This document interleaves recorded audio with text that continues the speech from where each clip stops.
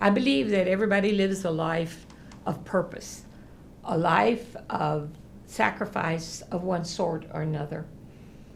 And we do it. We do it for reason, and we do it for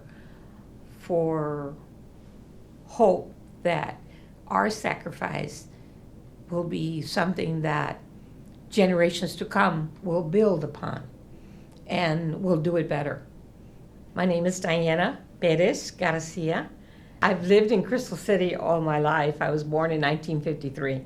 So that tells you my age and how much I have experienced and enjoyed living here in our community. Crystal City right now is like many other small South Texas towns. We have our economic woes, an area where jobs are scarce. I'm going to say approximately 35 miles from the Piedras Negras, Mexico border. Anywhere that you have a border area, you're going to have distinct economic, educational woes, that you're not going to necessarily see anywhere else. Growing up in Crystal was very similar to an Hispanic child and other Hispanic children. And Cerobola was like a pre-K. And the teachers there spoke to you in English. And if you spoke Spanish, you were disciplined. And sometimes with a ruler across your hand as you were sitting at your desk and you were speaking to somebody else in Spanish and come back, stop that. You did not speak Spanish. So right away when you got into first grade, your English was more fluent, even though an Hispanic child might know more on a particular area, but it was in Spanish, like math. They were put into first grade. And if you didn't speak English, you were told to wait a year. We didn't see anything as a discrimination. We just knew that that's the way the process was. And we as kids looked at it, we're going to go take a test. There was a format, so to speak, for both 6th, 7th, and 8th grade. In 6th grade, when you're coming in from elementary, you were 6'1", okay, 6'2", 2 meaning the section, 6'3", and so on, 4, 5, 6, whatever.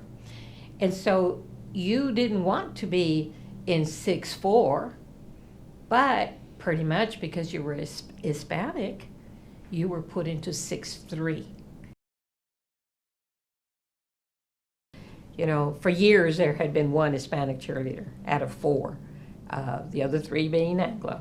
And that was the makeup of our school, technically, in the qualification points of who could try out and who couldn't. You had to have the grades, you had to have the teacher's support on allowing you to try out, either cheerleading squads or twirling squads. One of the big deal about the twirlers is that you had to be in band. There weren't many Hispanic students in band because they couldn't afford an instrument.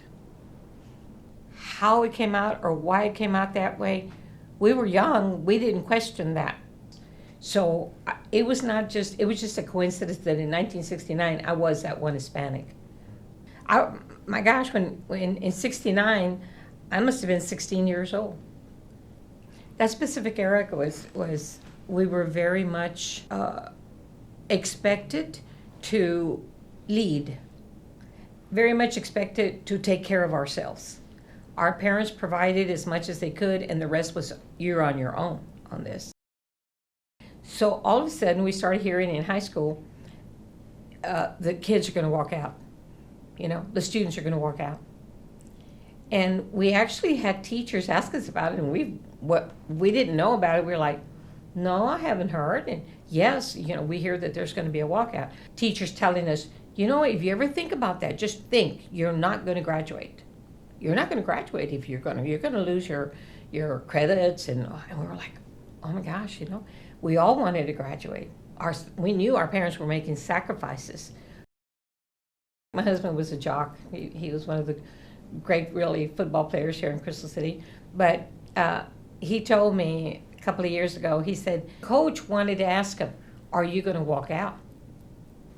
He said, well, we still have a couple of games on the season.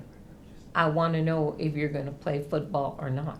Back then, we didn't really take it as is this worthwhile anything to him for us to stay on the team? And so he wanted to walk out because he says that he felt the discrimination, but he still had and has many Anglo friends that he went to school with. And we were called into the superintendent's office out of class. There was a gentleman named, I hope I get it right, John Billings, who was our superintendent back then. The walkout happens in December. There's a lot of going back and forth between the school board and the population. Very few of the students were involved in that, in any of the decisions that were made. But here we have a superintendent calling two students to his office, to the administration office, and we were like, oh my gosh, what did we do? What's going on now, And so basically he told us, very matter of fact, that you girls need to get along. And we were like, well, we do get along, And he said, and what's going to happen is that only 2 other Hispanic girls tried out for the squad. So we're going to increase the squad from 4 to 6. And those 2 people that tried out, because they went through qualifications and teachers signing off for them and all this kind of stuff, they will automatically become cheerleaders on the squad. So the squad went from 4 to 6, and this was this gentleman's, this educator, superintendent's resolution to all this mess, all this stuff going on, Little did he know that it was going to continue. And I remember my dad coming to me, and he was working at Del Monte Foods at that time. Plant electrician, big important job. Not getting paid for it, very much equal and there's discrimination there too. And so anyway, he comes to me and he says, Mija, what are you going to do? There is going to be a walkout. This was the adults in the politics of the town, And I said, well, Dad, yeah, I've heard about it, but I don't think so. And he says, you do whatever you want to do. You do what you think you need to do. And you know the consequences, and stand up for your rights and what you think is right. Remember, Mija. My boyfriend, my husband now, had walked out by then. Football season was over, haha. They like, oh, well, what the heck, He walked out. And much later, it meant a lot to him, but we were still in school. It was not until it got really hot and that, decisions needed to be made. And he would tell me, you need to walk out. And I'd say, why? And he'd say, well, just because it's the right thing to do. Well, after he walked away, my mom said, so what are you going to do? And I said, I don't know, Mommy. And, I said, I don't know. Efren says that, we should walk out. And Mom says, well, there's consequences. She said, but I want you to know this. She said, one of the consequences is your dad's going to lose his job. I said, what? Dad didn't tell me that. And I said, okay, Mom, so what's he going to do? And she says, well, you're at a crossroads. I went back into the living room. I said, hey, Dad, they told you this? He said, yeah. He said, but you do whatever you want to do, what is right. I'm going to do what is right. Well, the next day, my dad quits at Del Monte. He told us, before you tell me you're fired, I'm going to quit. A week after that, he'd been hired, I don't know where else. Electricians pretty much were in demand then. They're in demand now, But you look at things like that. Is there discrimination? Yes, there was. Yes, there was. Well, we pretty much would join the group early in the morning, maybe about 8 o'clock when the bell rang, when school classes started. And there would be a bit of an organizational push from Severita Lara was one of the leaders. And we were told what the school board may have said the day or two before or not, or the different adult leaders that were wanting to connect or trying to connect with the school board or school administration back then. And then it was just basically a walking around the school, and the size of the ring around the school, so to speak, of students could be a small ring, could be a larger ring. It just depended on what the organizational input was going to be that day, a particular day. So that first day, it felt weird, to look at, like I said, I consider myself a nerd. I love to learn, I love to read.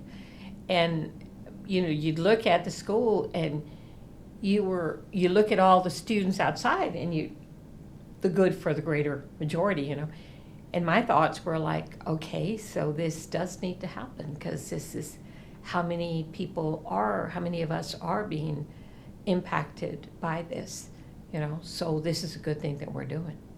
You'd walk around the high school with the picket signs and everything. You've seen pictures of that, I'm sure. And you'd see Hispanic students inside the school looking out through the window at you. Later on, because I've lived here all my life, many of those people that did not walk out, they took very much advantage of the sacrifice that we had made. Okay? We were the class that was not going to be. We were the class that we were told for months, you're not going to graduate unless you come back in. And the Catholic Church in town, Father Cheryl Smith, God bless him, there was no place where classes could be held, where instruction could be held, and it's like, and so Father Smith, he was very close to it, as much as a priest could become, but he was a servant to his parish, to his community. And when he heard about the problem, when he knew of the problem, he was the one that said, you can use the church halls, just if it weren't for the Catholic Church, we would not have been able to continue. What I do remember is adults in their car, they drive by and jeer at us and call us bad names and say that, and this or that, whatever.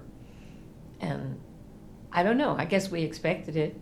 That somebody tried to run over, I can't remember that, but I do remember the bad words, the calling, the stuff, And because it was close to a semester break, the walkout did not continue during the semester break, so to speak. And when we came back in January, it was just a couple of days, because changes were coming and things were happening. And so it culminated in December, and it happened in December, yet when the doors opened in January, we didn't go back right away, but we did go back. Once that there was a decision that, no, you will graduate, and your credits are still there, et cetera. It was not so much how I felt about the first day that I walked out. It was how I felt when I walked back in. I worried about, am I going to be accepted by my teachers? To many of us, not just to me, to many of us that were in the walkout, we were relieved. We were relieved because deep down we wanted to go back to school. And of that class, of the walkout class, came teachers, darn good teachers, educators, leaders in state and federal levels. We saw school as the key to improving whatever stance in life we were in,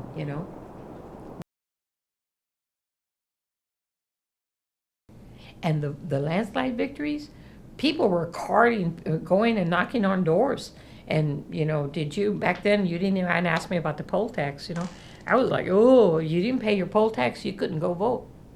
You had people that didn't know English, grandmas and grandpas, aunts and uncles too, but grandmas and grandpas, they didn't know, but say, this is how you can vote. And you tell somebody, I want to vote for so-and-so, orale, márquele. It taught us a lot about how a government is run.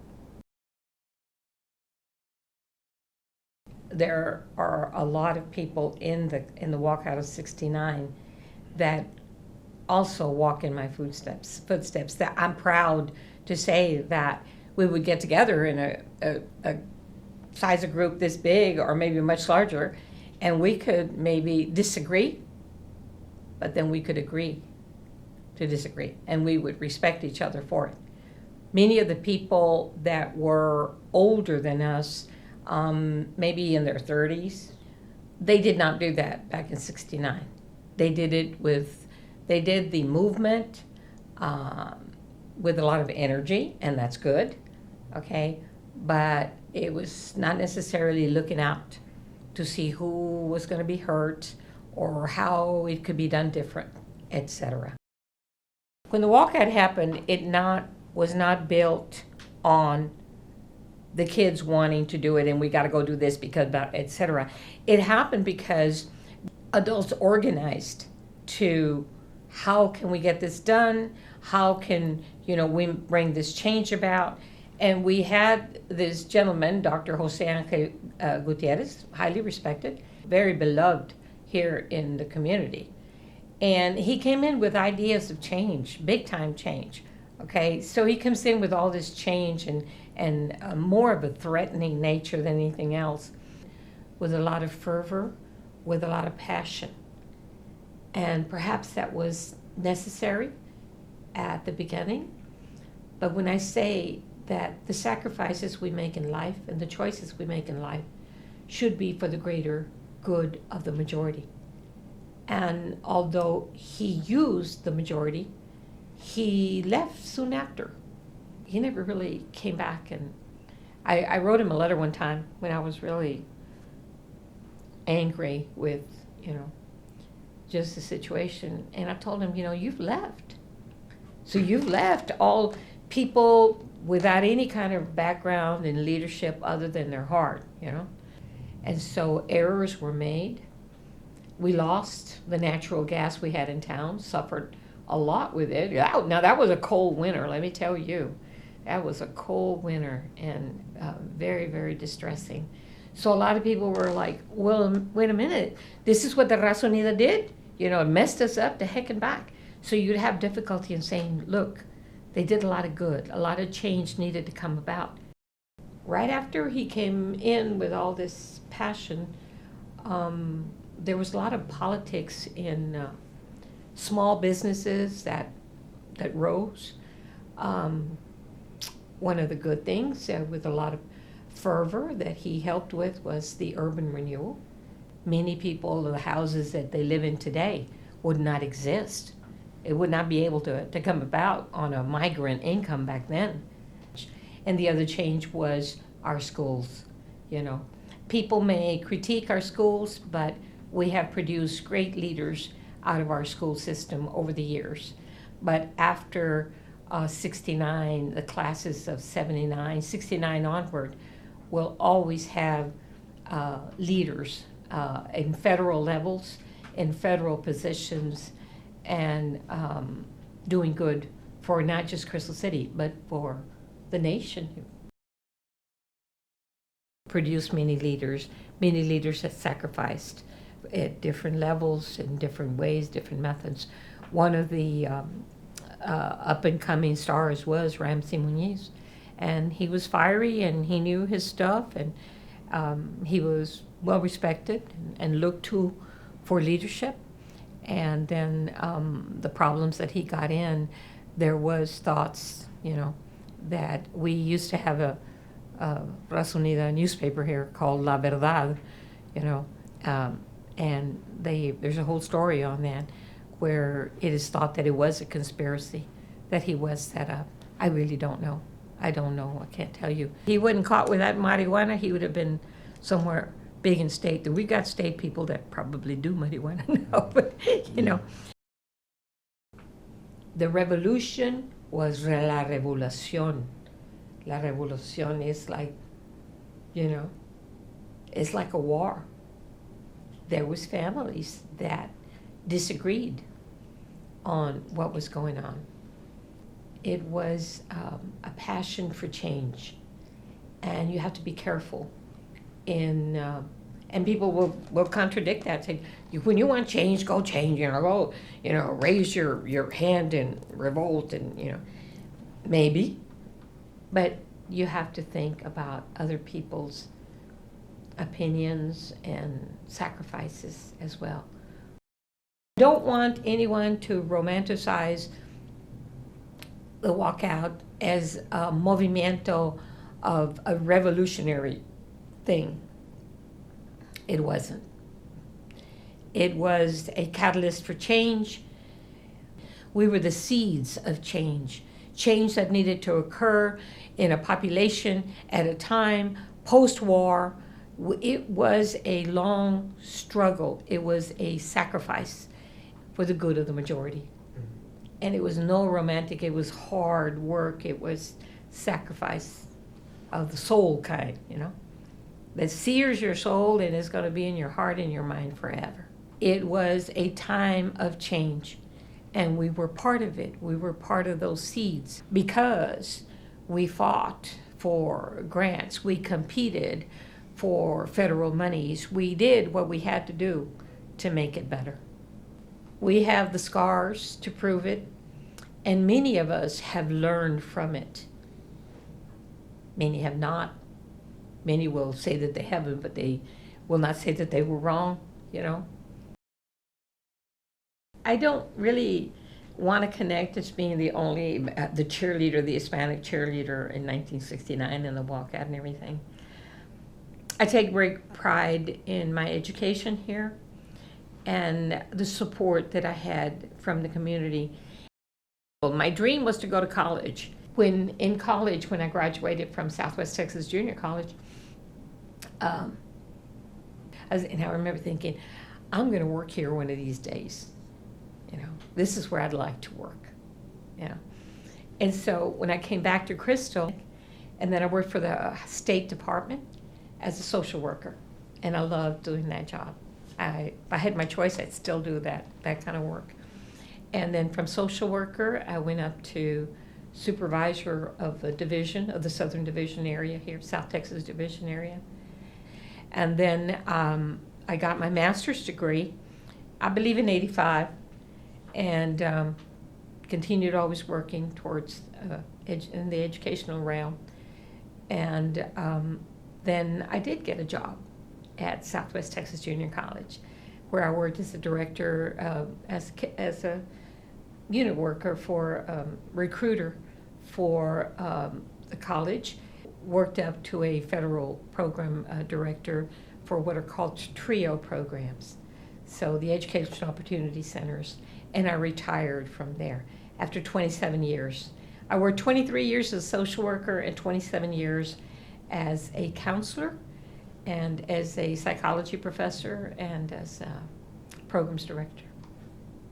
So if you have roots in Crystal City, you come from a stock of people that are pioneers, very independent, and above all, survivors. And we have great hope, la esperanza, that we're going to be in a better shape. I would sacrifice for you guys at any day. Not because my time is come and gone, but because I have hope that with your education and what you do, that you will do better.